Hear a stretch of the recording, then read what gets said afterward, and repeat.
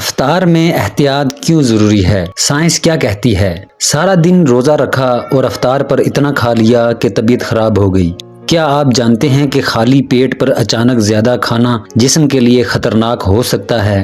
روزے کے دوران ہمارا جسم تقریباً 12 یا 16 گھنٹے تک کھانے سے دور رہتا ہے۔ اس دوران معدہ سست ہو جاتا ہے، انسولین لیول کم ہو جاتا ہے، جسم توانائی کے لیے چربی استعمال کرنے لگتا ہے۔ اب اگر افطار اچانک بہت زیادہ تلا ہوا میٹھا یا بھاری کھانا کھا لیا جائے تو کیا ہوتا ہے؟ ڈاکٹرز کہتے ہیں کہ خالی معدے پر زیادہ اور بھاری کھانا کھا لینے سے تیزابیت بڑھتی ہے، متلی یا الٹی ہو سکتی ہے، بدہضمی ہو سکتی ہے، سینے میں جلن بھی ہو سکتی ہے۔ معدہ آہستہ آہستہ خوراک کا عادی ہوتا ہے، اچانک بوجھ اس پر دباؤ ڈال دیتا ہے۔ جب ہم روزہ کھولتے ہیں، خون میں شوگر لیول کم ہوتا ہے۔ اگر ہم فوراً زیادہ میٹھا، کولڈ ڈرنک یا ڈیپ فرائیڈ چیزیں کھا لیں تو شوگر اچانک بڑھتی ہے، پھر اچانک گرتی ہے، جس کی وجہ سے کمزوری اور سستی آتی ہے۔ یہی وجہ ہے کہ افطار کے بعد کچھ لوگ بے حال ہو جاتے ہیں۔ افطار کا سنت طریقہ اور سائنسی طریقہ کیا ہے؟ افطار کھجور اور پانی سے کرنا بہترین سمجھا جاتا ہے۔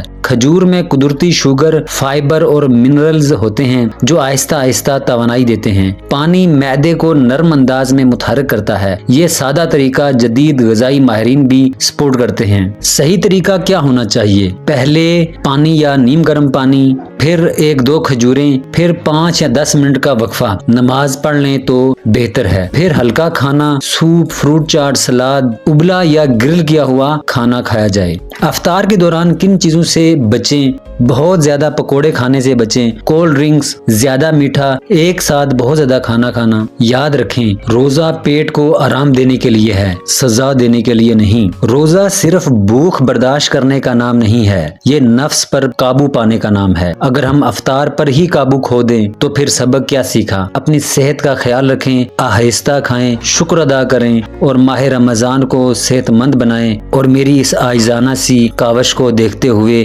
ویڈیو کو لائک کریں، چینل کو سبسکرائب کریں اور اس کو آگے بھی شیئر کر دیں۔ شکریہ۔